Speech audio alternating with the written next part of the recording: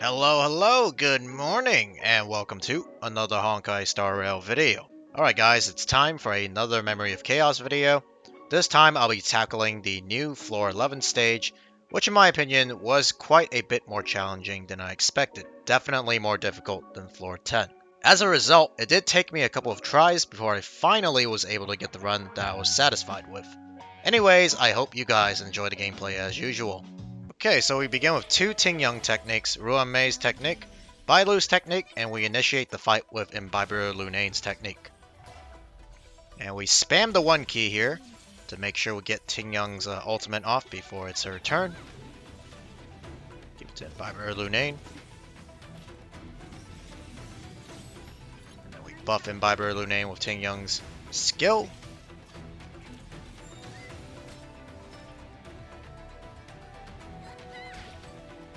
Here we pop Ruan-Mei's ultimate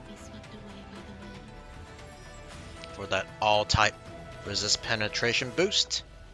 Here we are going to do a combo with Imbiber Lunane. His enhanced basic attack into his ultimate into another level 3 enhanced basic attack. I'm trying to like split out the damage here. That's why I'm switching targets so it doesn't end up being like just one target that's basically almost dead and the other one with like a bunch of HP. And the Turbulence definitely did help out. There is it deals quite a bit of damage because it's based off the enemy's max HP. And that almost finishes him off. This robot has a little bit of HP left. We should be able to kill it right before the end of the 20. It says 28, but it's actually the 29th cycle.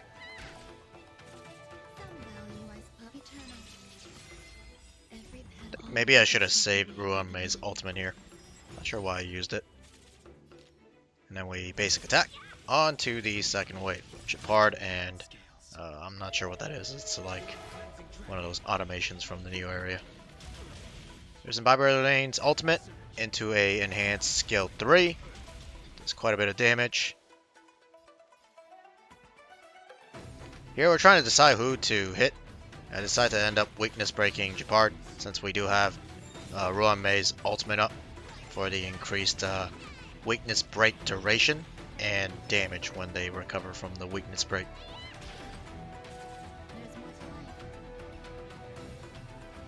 Hit Chapard again. We're going to use the enhanced basic attack on the other enemy since Chapard's already weakness broken. And as you can see right there, that was Ruan-Mei's, I believe, talent that took effect. Unfortunately, she gets stunned here. Maybe her better than Imbiber Lunane, which a lot of the runs were at the restart. It was my Imbiber Lunane who got actually stunned there, and it basically forced me to clear the first cycle a lot slower because my Imbiber Lunane gets pushed back and he gets stunned. And with that, that is the first half. So we cleared it with only one cycle. I kind of messed up Asta's technique there, don't mind me. Anyways, for this half, all we need is Fushuan and Asta's technique. Gorilla is angry. This half gave me quite a bit of trouble, actually. It wasn't really so much... I mean, my team definitely took more cycles to clear, but it was also the fact that I had trouble solo staining with Fushuan here. You'll see very shortly that my team actually drops very low because the first half has a lot of damage, especially when the gorilla constantly bashes on someone like Zile who needs to use their skill constantly in order to maximize DPS. It really does whittle down both Zile and Fushuan. And I tried focusing down the gorilla a couple of times. It turns out the fat robot, not just the fat robot himself, but the soldiers that he summons, their DPS greatly outweighs the gorilla's single target DPS. Like, Fushuan can tank a couple of hits from the gorilla, but when that fat robot does like his AoE combo attack with all those, I forgot what those points are called, but he gets like a buff. He takes all the buffs from the other soldiers, and it gives him a lot of damage, and he does an AoE that basically, if you didn't have Fushuan or some sort of mitigation, it would just wipe your team. Or at least almost wipe your team. There's the gorilla hitting Zile again. Really annoying. As you can see here, we're starting to focus down the fat robot. because once we kill him, all his allies or the trash mobs will also disappear, and that greatly reduces the amount of stress and damage being put onto Fuxuan and the rest of my team.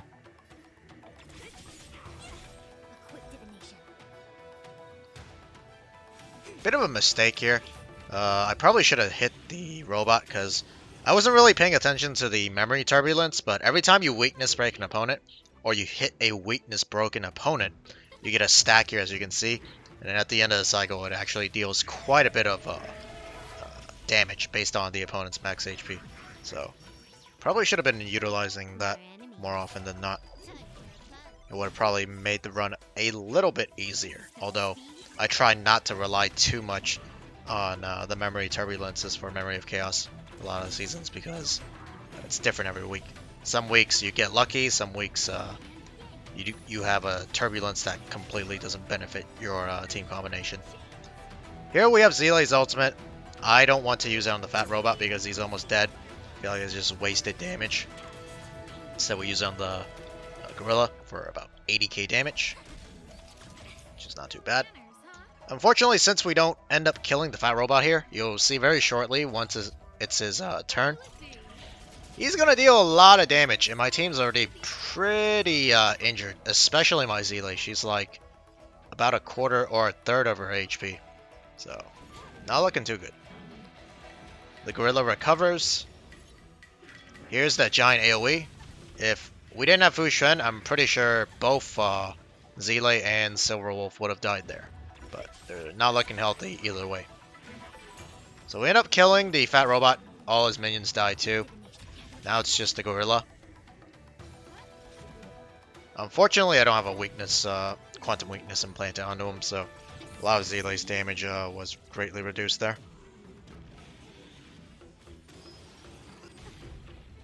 Oh man, Silverwolf and Zile not looking too good.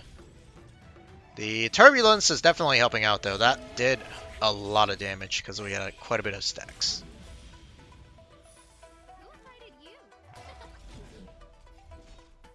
And with this we should kill. Yep, barely though. Alright, now it's the deer, which is one of the scarier what do you call it, simulated universe bosses, especially, oh my god, that didn't crit. Imagine if that crit. That probably would have sped up my run by at least one cycle. Holy crap. 34k, I think it did like 34k. On a crit, it's going to do about 80k. 70 to 80k. Yeah, it sucks. My Zile's crit rate's about, I think, 65%. With Fuxuan's Matrix, I think it goes up to like 75 or 76, somewhere around there.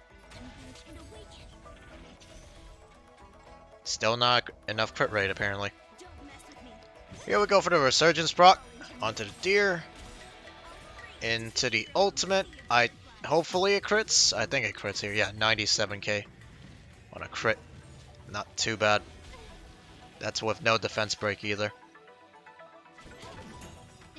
I think it might have been a mistake here to use Silverwolf's ultimate. Sort of overkill. I probably should have saved it until the deer went into his second phase. Right here. Because we easily could have sent the deer into his second phase here. Without the defense break. But oh well.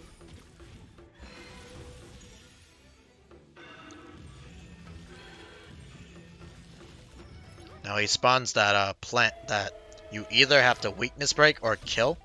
Otherwise he's going to use that flamboyant gore ability or attack that completely wipes your team.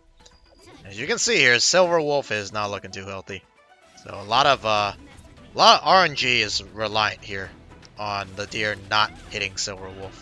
He does do like an AoE swipe, but she's like barely healthy enough that Fuxuan can still keep her alive. Like barely. There's Asta's ultimate. Speed up the team.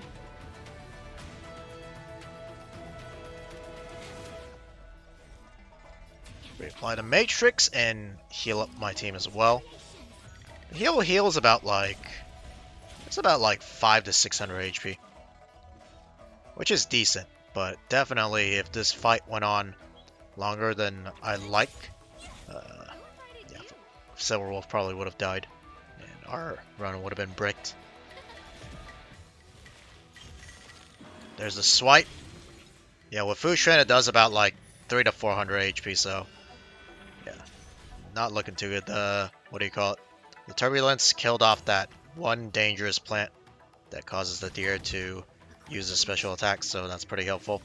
With Weakness Break that plant, because that plant's annoying and it freaking causes outrage, even though we have Sushang's Matrix, it's only a one-time instance to prevent crowd control. So right now I'm holding Zile's ultimate because I want to get the defense break from Silver Wolf's ultimate here. I decided to just use her skill, even though my team has like all the weaknesses already applied onto a deer, just for some extra damage. See, you can still get outraged because it's only one instance. Here's Zile's ultimate. Does about 125k, not too bad. And then a 60k skill damage. Turbulence helping out. We only got 2 cycles left before we need to clear it in 2 cycles basically, but we should easily be able to do it here. Yeah. Thank God there's not a third phase to this fight. And with that, we cleared it within 22 cycles. Alright, now let me go over my characters and their gear real quick. They're pretty much the same, so I'm gonna go through it fairly quickly for you guys. You guys can pause the video if you want a more detailed view.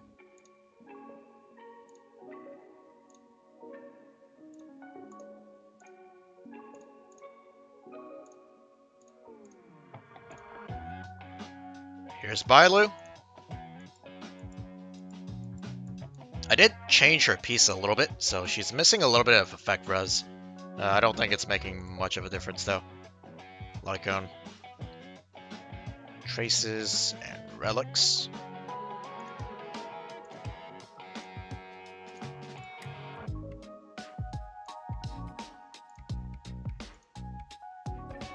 Here's Ting Young.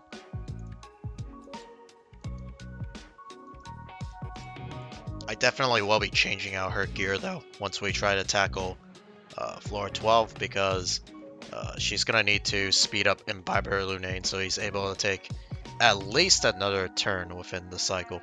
That's the biggest issue I have with him right now. He's too damn slow, but if I run him too fast, my team won't be able to keep up with the skill point consumption. Here's the newly acquired Ruan Mei and her stats. Light Cone, Traces, which I need to work on a little bit more. Relics as well. Definitely got to get a better chess piece here. This is literally from not day 1, but very early game. I had that on my Fire Trailblazer all the way back when I used to use them. Next is Sushang.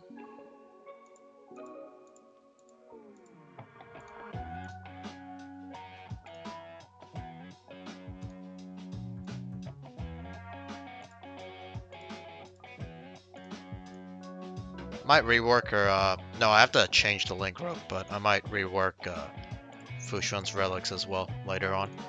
Here's Silver Wolf.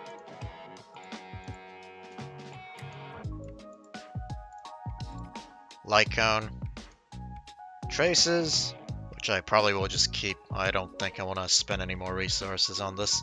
I don't think it's really worth min-maxing her out. She does her job perfectly fine so far. Might want a little bit more speed on her, but honestly, I don't think I can find better relic pieces for her than the ones I have right now. And here's my Zile, who apparently, even with 66.5 crit rate, still misses a critical ultimate, apparently, which sometimes does screw me over. Relics. Spent so much time farming her relics, and I still can't really get her to 70% crit rate without losing too much crit damage. It's really annoying. And last but not least is Asta.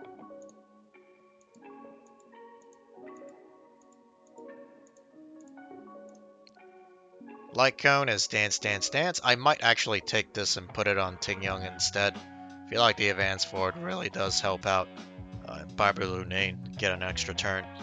The extra skill point from Bronya's Lycone is like nice and all, but I find myself sometimes just getting capped out at 5 skill points and no real use for the extra skill point on either Ting Young, Bailu, or what do you call it, Ruan Mei, because they probably already used their skills during that time. Eidolons, she's at Eidolon 6. Alright guys, well that's gonna be it for this Honkai Star Rail video. If you guys enjoyed the video or found it helpful, please make sure to leave a like and subscribe. But other than that, I'll see you guys in the next Honkai Star Rail video. Peace.